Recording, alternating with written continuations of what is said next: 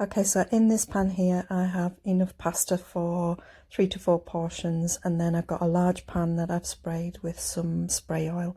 That's the spray oil I use whichever you want. I've chopped up a lot of vegetables. You can really use whatever you wanted, and that is a tablespoon of Cajun spice, and I'm using Philadelphia lightest, and I'm also going to use half a vegetable stock pot as well to create the sauce. First and foremost, as always, is just to gently fry off whatever vegetables you're using. I've used leek, peppers and mushrooms, so I'm just going to soften them down. Once they're down, I'm going to add some tomatoes to it. Again, it's just really add whatever you want, whatever's lurking in the fridge basically. It's a great recipe to use things up.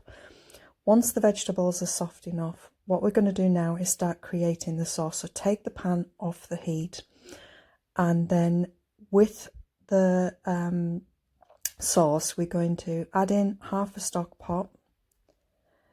Then you need to add in whatever cream cheese you're deciding to use. Now I've used Philadelphia here, and there's a reason for that, because it doesn't split under heat. So you can use Philadelphia, or you could use Primula Light. That works equally as well. There's about 2 big heaped tablespoons in there. Give it a stir and just keep the pan sort of on and off the heat. You know, don't have too much heat in the pan if you can help it.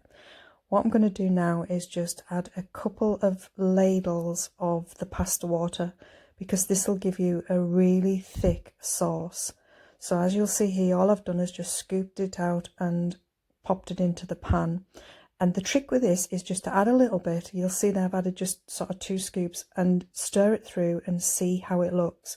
What you need to do is make sure that the sauce you're creating covers all of the vegetables, and also you have some spare, because when you put the pasta in, the sauce needs to coat the pasta as well. That is the Cajun spice that I've used, which is from Spice and Tice. I'll link it wherever you're watching this video. There was only a tablespoon there, and it was more than enough to give a brilliant flavour through all the vegetables and through the pasta as well. The pasta's now been drained, and what I did, just obviously add it to that, but as I've said before, make sure there was enough sauce to coat the pasta that you're adding into the pan. And then just basically make sure everything is mixed through, the vegetables are distributed, and that you've got everything coated with that thick sauce that you've made.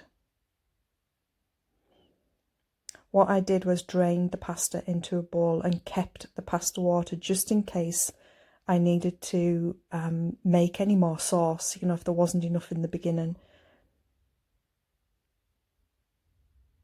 And then all I've done here is just, I'm showing you how nice this sauce looks. Now you can leave this here if you want, but what I did was I actually started topping it with mozzarella cheese, mozzarella light. You could use any cheese.